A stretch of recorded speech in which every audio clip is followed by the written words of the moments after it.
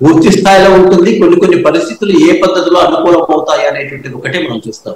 మాకున్నటువంటి నమ్మకం ఇప్పటిదాకా గ్రామాల కేంద్ర పార్టీ నుంచి ఏ నిధులు వచ్చాయి, ఈ విధంగా నీతివంతమైన పాలన చేయడం ద్వారా బీజేపీ ఏ విధంగా రాష్ట్ర ప్రజలకు ఉపయోగపడుతుంది అనేటువంటి విషయాలు కరపత్రాల రూపంలో కానీ, మీడియాల రూపంలో కానీ, టీవీల రూపంలో కానీ ప్రచారం చేయడానికి మాత్రమే ఈ రోజు మాకున్నటువంటి ఇన్స్ట్రక్షన్స్, దాని ప్రకారమే మేము నడుస్తుంది.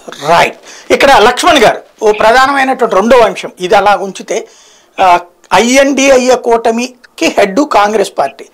ఇప్పుడు అందులో దాంతో కలిసి ఉన్నది షర్మిల. ఇంకా తన పార్టీని విలీనం చేయలేదు కానీ కలిసి ఉన్నది షర్మిల. ఆ షర్మిల అన్న వదిలిన బాణంగా పాదయాత్ర చేసింది. ఇవాళ ఆ అన్నని పక్కన పెట్టి కొత్త అన్నకి క్రిస్మస్ కేక్ పంపించింది. ఇది ఏ సంకేతం కింద చూడాలి? ఇప్పుడు ఇండియా కూటమిలోకి ఎలాగైనా సరే చంద్రబాబు నాయుడును తీసుకోవాలనే ప్రయత్నాలు కాంగ్రెస్ పార్టీ వైపు నుంచి బలంగా చేస్తున్నారు వాళ్ళు. ఒక చిన్న విజ్ఞప్తి సార్ లక్ష్మణ్ గారు, ఆ ఇండియా అనే పదాన్ని మాత్రం దయచేసి వాడకండి. కోరుకుంటున్నా, అది తర్వాత మీ ఇష్టం. నేనేంటంటే ఇండియా అనేటువంటి పదాలు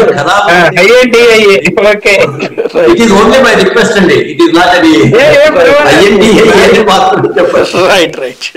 మనము ఈ మీడియా భాషల్లో ప్రతిదీ విడివిడిగా చూసుకోలేము, మాట్లాడేస్తుంటాము.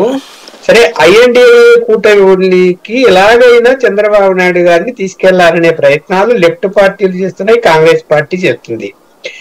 ఇప్పుడు ప్రస్తుతం కాంగ్రెస్ పార్టీతో ఉంది కాబట్టి ఈమె రేపొద్దున ఆంధ్రప్రదేశ్ లో కాంగ్రెస్ పార్టీ తరఫున కీలక పాత్ర పోషించే అవకాశాలు ఉన్నాయి.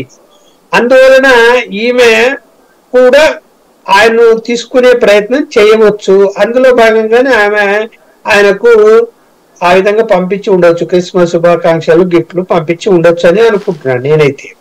రైట్. అంటే ఆమె ఇక్కడ అన్న మీద పోటీకి అయితే రెడీ అవుతున్నట్టే.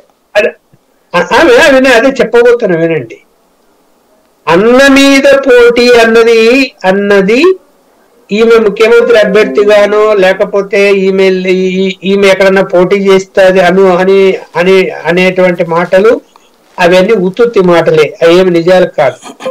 ఎందుకు అంటే ఆమె మధ్య జగన్మోహన్ రెడ్డి గారి మధ్య ఉన్న వివాదాలు ఏవైతే ఉన్నాయో, ఆర్థిక పరమైన అంశాలు కానీ ఆస్తులకు సంబంధించిన అన్ని కూడా సెటిల్ అయిపోయాయి.